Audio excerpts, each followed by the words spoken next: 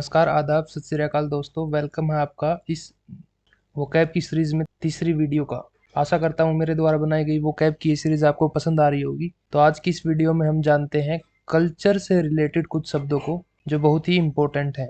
लेकिन उससे पहले जान लेते हैं quote. The future depends on what you do today. आपका फ्यूचर डिपेंड्स करता है आज के दिन आप क्या कर रहे हैं। Whatever you are doing today would be your future tomorrow. So guys, आज का पहला शब्द है कल्चर। कल्चर का मतलब होता है the way of life for a group of people और कम्युनिटी। एक जीने का तरीका किसी भी पर्टिकुलर ग्रुप या फिर कुछ लोग या कोई कम्युनिटी के लिए। वो कैसा खाते हैं, कैसा पहनते हैं, कैसा म्यूजिक सुनते हैं, कैसे रिलीजन को प्रैक्टिस करते हैं, ये सब कल्चर का ही हिस्सा होता है।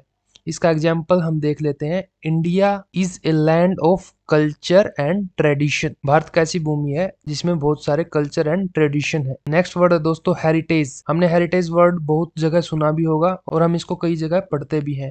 Heritage monuments, heritage site. तो क्या होता है ये heritage? Something that is passed on inherited generation after generation. एक जनरेशन की विरासत को जब आगे ट्रांसफर कर दिया जाता है और वो फिर आगे ट्रांसफर करते हैं, उसको बोलते हैं हेरिटेज। हेरिटेज कोई मोन्यूमेंट हो सकता है, हेरिटेज कोई ऑब्जेक्ट हो सकता है, हेरिटेज करेंसी हो सकती है, हेरिटेज कुछ भी हो सकता है जो हमारी जनरेशन पास करती है एक जनरेशन से दूसरी जनरेशन में। तो इसका एग्जाम्पल देख लेते हैं। These monuments are a part of national heritage. जो ये मोन्यूमेंट्स हैं वो किसका पार्ट है? National heritage. ओके, सो हमारा नेक्स्ट वर्ड है वैल्यूज। वैल्यूज का मतलब होता है मूल्य। The morals and beliefs of an individual. Individual मतलब पर्सनली एक खुद व्यक्ति का क्या बिलीव्स और उसके क्या मूल्य है। इसका एग्जाम्पल देख लेते हैं।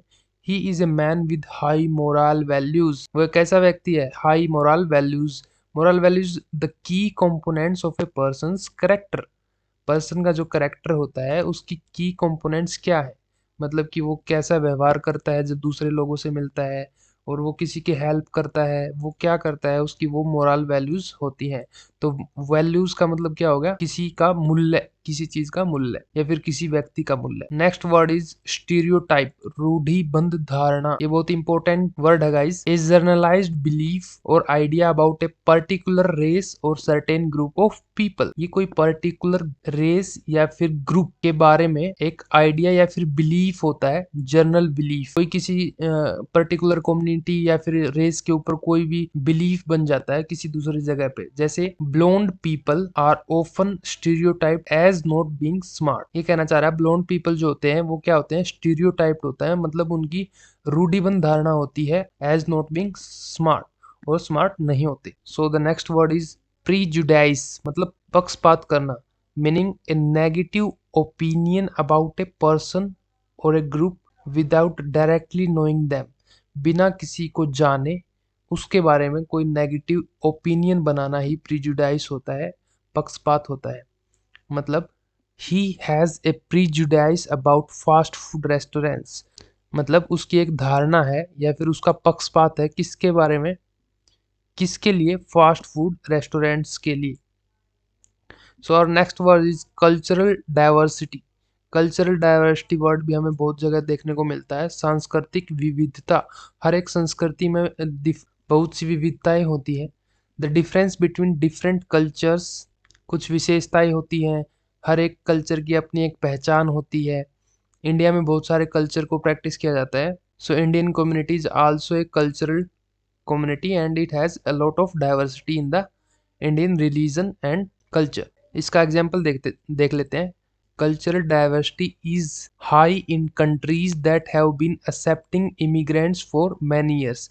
ऐसी जो कंट्री हैं जो इमिग्रेशंस को इनवाइट करती है अपने देश में और दुनिया के अलग अलग कोनों से लोग रहने आते हैं किसी पर्टिकुलर कंट्री में, तो उसमें बहुत सारी डाइवर्सिटी हो जाती है। If you take an example of USA, USA में दुनिया के कोने कोने से लोग काम करने आते हैं, तो वहाँ की कम्युनिटी बहुत ही, वहाँ का कल्चर बहुत डाइवर्स है। सो और next word is culture shock, सांस्कृतिक धक्का। ये अजीब सा वर्ड है दोस्तों, लेकिन मीनिंग जो होता है ए फीलिंग ऑफ कंफ्यूजन और disorientation when one is subject to unfamiliar culture और ए वे ऑफ लाइफ। जब कोई व्यक्ति या फिर कोई स्टूडेंट या फिर कोई भी किसी ऐसे कल्चर में चला जाता है जहाँ की उसको जानकारी नहीं होती है, तो वो उस कल्चर को एकदम से अडॉप्ट नहीं कर पाता है। जिसको बोलते हैं कल्चर शॉक। इसका एग्जांपल है foreign students often experience culture shock.